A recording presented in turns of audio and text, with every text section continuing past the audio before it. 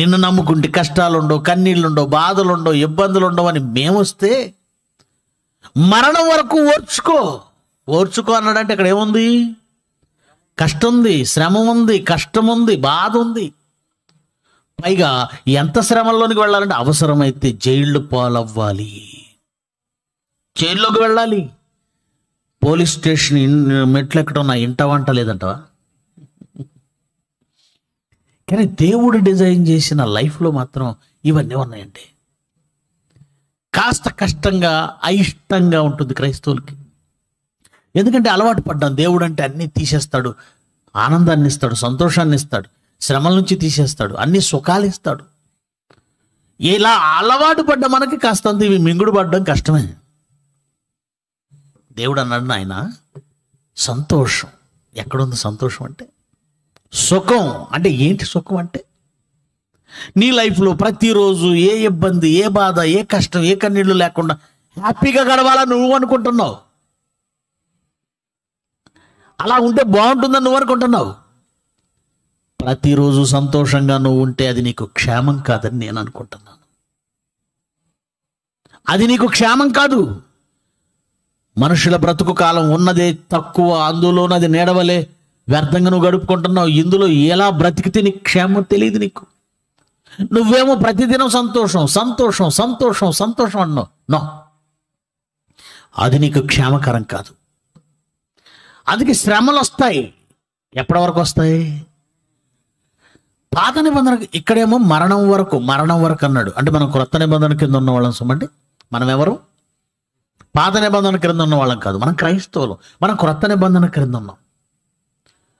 పాత నిబంధన కాలంలో ఉన్నటువంటి మనుషులకు కొంత వెసులుబాటు ఉన్నట్టుగా కనబడుతుందండి వాక్యం చదివినప్పుడు. ప్రసంగి గ్రంథం పూర అక్కడ కూడా ఒకసారి వెళదాం. దేవుడి డిజైన్లో పాత నిబంధన కాలంలోని మనుషులకు కొంత వెసులుబాటు ఉన్నట్టుగా కనబడుతుంది. ప్రసంగి గ్రంథము 7వ అధ్యాయము, ప్రసంగి గ్రంథము 7వ అధ్యాయము 14వ వచనం చూడండి. ఆ కాలంలో డిజైన్ వేరుగా ఉంది, ఈ కాలంలో వచ్చే డిజైన్ వేరుగా ఉంది. మన లైఫ్ డిజైన్.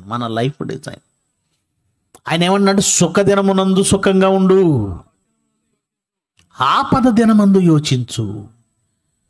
అంటే ఇక్కడ కూడా చెప్తున్నాడు ఆయన, ఒక దినము సుఖం ఉంటుంది నాయన, నీ జీవితంలో సుఖం ఉంటుంది, తర్వాత ఏముంటుంది? ఆపద కూడా ఉంటుంది. సుఖ దినమునందు నువ్వు సుఖంగా ఉండు. ఎందుకంటే సుఖంగా ఉండే ఆ దినమున నువ్వు కష్టపడమన్నా బాధపడమన్నా ఎవరు బాధపడరు. అంతే కదండి. నీకు సుఖం వచ్చిందా, ఆనందం వచ్చిందా, సంతోషం వచ్చిందా, సంతోషంగానే ఉండు. సుఖదినమునందు సుఖంగానే ఉండు. నీ బ్రతుకు కాలం అంతా సుఖం ఇవ్వట్లేదు నేను, దుఃఖం కూడా ఉంది. ఎందుకు దుఃఖం ఉందో తెలుసా? ఎందుకు నేను ఇచ్చాను తెలుసా? ఒక దినము సంతోషం, ఒక దినము దుఃఖం. దుఃఖ దినమునందు యోచించు, ఆపద దినమందు ఏం చేయాలి? ఆపద దినం అనేది దేవుడు పెట్టింది యోచించడానికి, ఆలోచించడానికి. మనం ఆలోచించాలి. నీ ఆలోచన శక్తిని పెంచేది ఏదో తెలుసా? ఇదివరకు న్యూస్ పేపర్లు ఎక్కువ చూసే అలవాటు అండి. ఆదివారం సండే స్పెషల్ ఉండేదండి, సాక్షికైనా, ఈనాడుకైనా, ఆంధ్రజ్యోతికైనా, వీటికైనా. ఆ బుక్కులెట్ వెనకాల మెదడుకు మేత, బుర్రకు పదును, ఏవో కాలమ్స్ ఇచ్చేసేవాళ్ళు, ఫజిల్స్ ఇచ్చేసేవాళ్ళు. చాలా ఇంట్రెస్ట్గా పెన్ను తీసేసుకొని దాన్ని కాలమ్స్ పూర్తి చేయాలని ట్రై చేస్తుండేవాళ్ళం. మెదడుకు మేత. దేవుడు నువ్వు ఆలోచించాలి అని దేవుడు ఏం చేశాడంటే, నీ జీవిత కాలంలో ఒక దినం సంతోష దినాన్ని ఇచ్చాడు, ఇంకో దినాన్ని ఇచ్చాడు, ఆపద ఇచ్చాడు. ఆపద ఎందుకు ఇచ్చావంటే, ఆపదలోనే నువ్వు ఆలోచిస్తావు నాయన. ఆలోచించే అవకాశం ఆపదలో మాత్రమే ఉంది. ఒక ఫంక్షన్కి వెళ్ళావు, ఫంక్షన్లోని పరిస్థితి ఎలా ఉంటుంది? పెళ్ళి కావచ్చు, బర్త్డే కావచ్చు. ఈరోజు నాయకులు నానాజీ గారిది బర్త్డే. ఆ ఫంక్షన్లో, ఆ పార్టీలో ఏమండి, విందులు, చిందులు, కేకులు, జోకులు, ఆటలు, పాటలు, మాటలు, సరదాలు, సందడ్లు. వీటి మధ్య వెళ్ళి 10th క్లాస్ ఎగ్జామ్స్లో ఎన్ని మార్కులు వస్తాయి అన్నాడు అనుకోండి.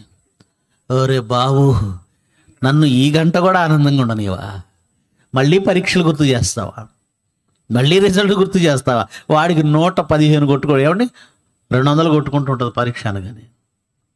అంటే సంతోషంగా ఉన్న టైంలో దుఃఖాన్ని జ్ఞాపకం చేస్తే ఇష్టపడరా? బాధ్యతను జ్ఞాపకం చేస్తే ఇష్టపడరా?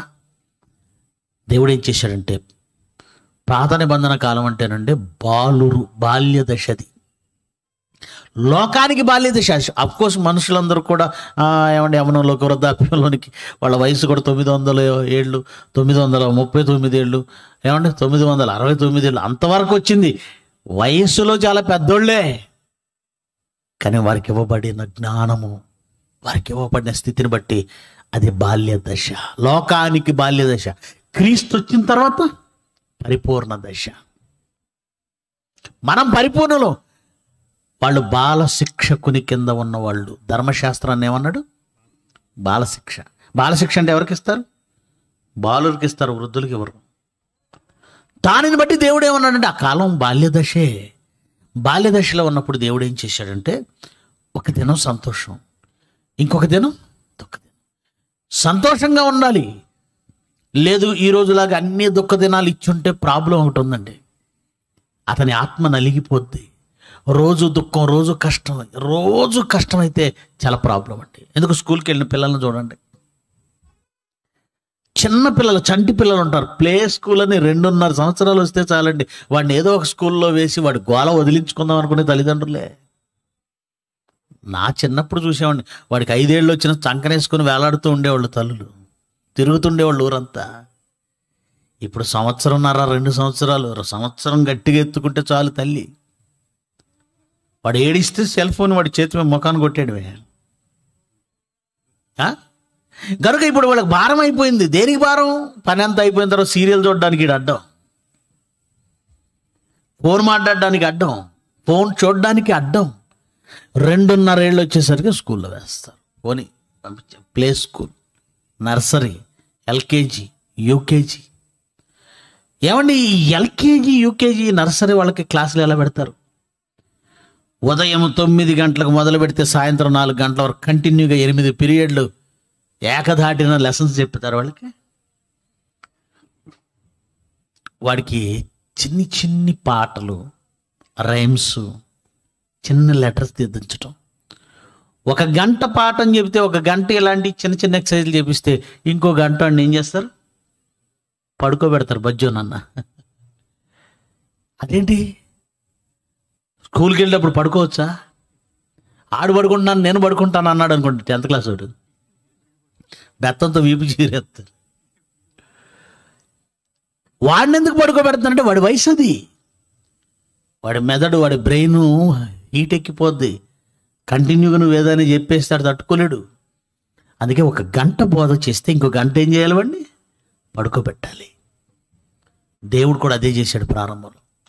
ఒకరోజు సంతోషాన్ని ఇస్తే, ఒకరోజు ఏమి ఇచ్చాడు? దుఃఖాన్ని ఇచ్చాడు. ఆ దుఃఖాన్ని కంటిన్యూ చేస్తే వాడు చచ్చిపోతాడు, బతకడు. సంతోషాన్ని కంటిన్యూ చేస్తే ఆలోచించడు. అంటే ఆలోచన మనకి ఎప్పుడు ప్రారంభం అవుతుందంటే కష్టంలో ఉన్నప్పుడు, బాధలో ఉన్నప్పుడే. తీరని కష్టాలు, తీరని సమస్యలు ఎదురైనప్పుడే తెలియకుండా మన నోట అలవోకగా ఒక మాట వస్తుందంటే, అసలు ఎందుకు పుట్టాను? ఏంటి, ఎంత మంచి మాట అన్నావమ్మా, మళ్ళాను ఏమన్నావు, అసలు ఎందుకు ఈ జన్మ? అది కరెక్ట్ క్వశ్చన్. ఎన్నాళ్ళు వేసుకోలేదు. ఇది కరెక్ట్ క్వశ్చన్. నేనెందుకు పుట్టాను? నీ జన్మ పరమార్థం తెలియడానికి మొట్టమొదట నువ్వు వేసుకోవాల్సిన ప్రశ్న ఇదే. ఎంత మంచి ప్రశ్న ఎప్పుడు పుట్టింది? నేను ఎందుకు పుట్టాను అనే ప్రశ్న ఎప్పుడు వచ్చింది? నువ్వు సంతోషంగా ఉన్న దినాన్ని వచ్చిందా? దుఃఖంలో ఉన్నప్పుడు వచ్చిందా? చెప్పండి. ఆపదలో ఉన్నప్పుడు వచ్చింది, సమస్యల్లో ఉన్నప్పుడు వచ్చింది. అంటే నువ్వు సంతోషంగా ఉన్నప్పుడు నీ జీవితం గురించి, నీ జీవిత పరమార్థం గురించి నువ్వు ఆలోచించు. సుఖము, ఎంజాయ్మెంట్, ఎంజాయ్మెంట్. బాధ కలిగితేనే బోధ కలుగుతుంది. అందుకే ఆయన డిజైన్లో ఏం చేశాడట? చదవండి. అదే ప్రసంగి గ్రంథం 7వ అధ్యాయం చదువుతున్నారు కదా, దాన్ని కంటిన్యూ చేద్దాం. సుఖదినమునందు సుఖంగా ఉండు, ఆపద దినమందు యోచించు, తాము చనిపోయిన తర్వాత జరుగుదానిని నరులు తెలుసుకొనకుండునట్లు దేవుడు ఈ భూమి మీద ఈ బ్రతుకులో సుఖ దుఃఖములను ఏం చేశాడు? జతపరిచాడు. ఒకరోజు సుఖం ఉంటే ఖచ్చితంగా మరో రోజు ఏం చేయాలి? ఆపదలోకి వెళ్ళాలి. ఆపదను దేవుడు ఎందుకు సృష్టించాడు? ఆయనకి ఏమైనా సంతోషం అండి మనం ఆపదలో చిక్కుకోవడం, బాధపడడం, మనం మెంటల్గా టెన్షన్ పడడం, మనమంతా ఏడవడం? దేవుడికి ఏమైనా సంతోషమా? ఈ కష్టాలు కన్నీళ్లలోనే నువ్వు ఆలోచించటం మొదలు పెడతావు, సరైన మార్గంలోకి వస్తావు.